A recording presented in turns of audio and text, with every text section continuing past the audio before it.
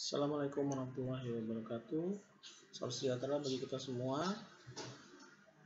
Pada kesempatan pertemuan ketiga ini untuk mata kuliah aplikasi sistem enterprise, kita akan membahas tentang bisnis proses dan sistem integration, di mana tujuan akhir dari perkuliahan ini adalah kita mampu memahami prinsip-prinsip bisnis proses integration dan sistem integration, terutama untuk membuat model bisnis enterprise, pembuatan bisnis proses mapping, dan diintegrasikan dengan teknologi ERP yang pada akhirnya akan membuat proses bisnis yang ada pada masing-masing unit atau area di perusahaan atau organisasi menjadi lebih optimal dan terintegrasi dengan baik.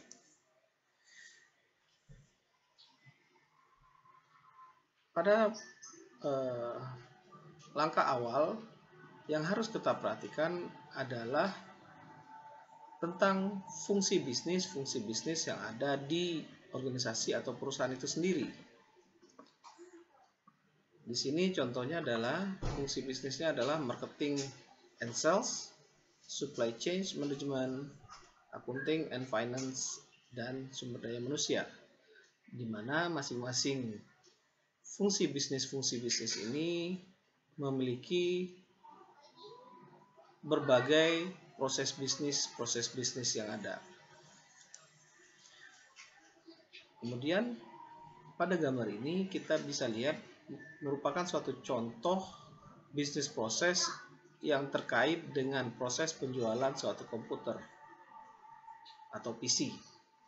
Di sini bisnis proses penjualan suatu PC bisa kita lihat ada inputnya, kemudian ada fungsional area yang bertanggung jawab kepada input tersebut, kemudian ada prosesnya yang terjadi, dan kemudian ada outputnya.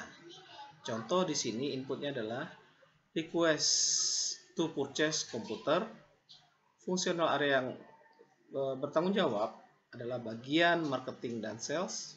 Prosesnya sendiri adalah sales order, dan outputnya ordernya dilakukan.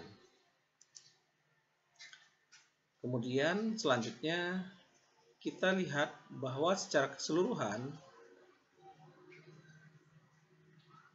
proses order atau secara keseluruhan secara material atau secara bisnis, bahwa yang ada di organisasi atau perusahaan tersebut ada sales function, bagian penjualan, kemudian ada bagian accounting atau accounting function, kemudian ada bagian purchasing atau purchasing function, kemudian ada production function, dan ada logistic function, di mana proses order yang dilakukan oleh si customer itu berjalan mulai dari sebelah kiri sampai ke ujung kanan.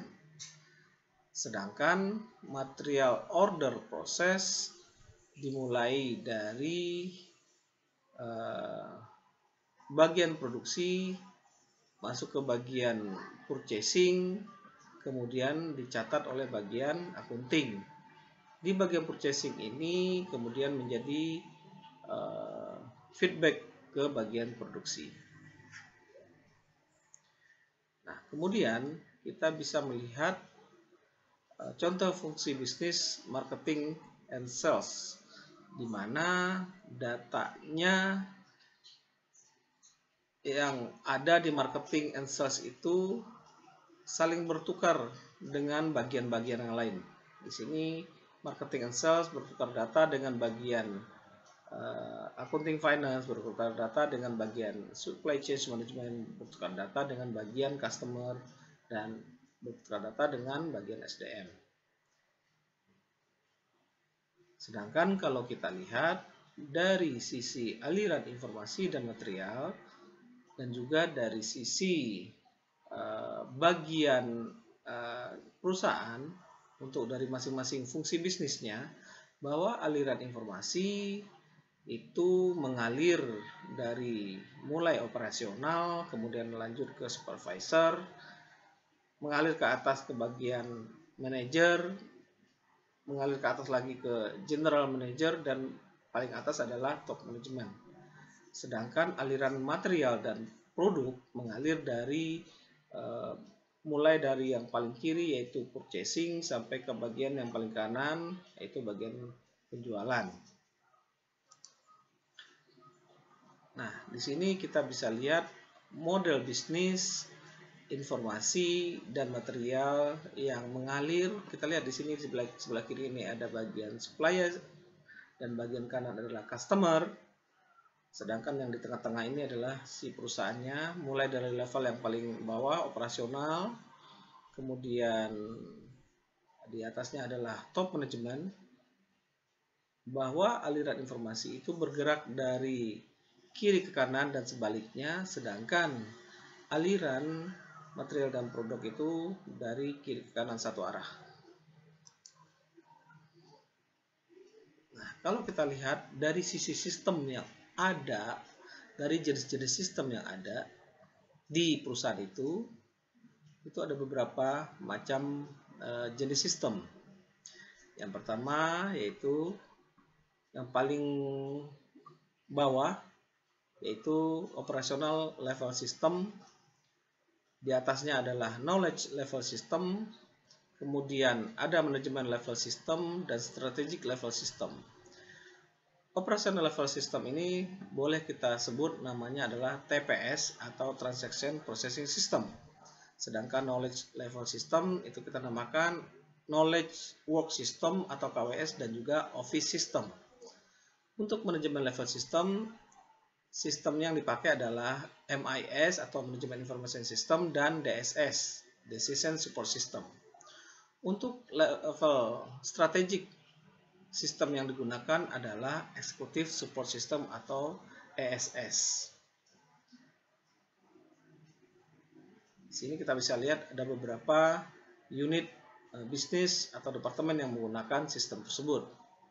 Dan ada juga jenis-jenis sistemnya apa saja.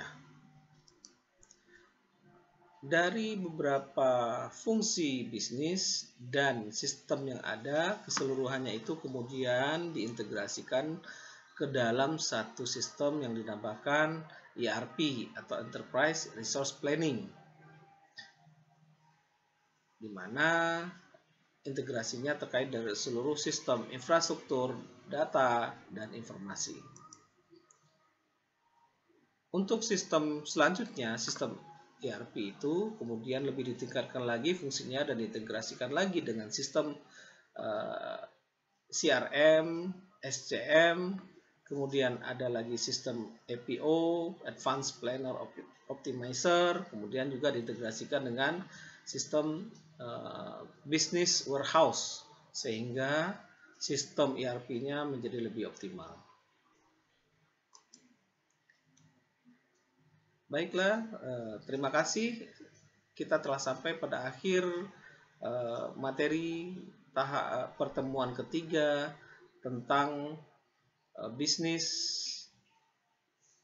dan informasi serta sistem yang terintegrasi di dalam satu sistem yang namanya sistem ERP.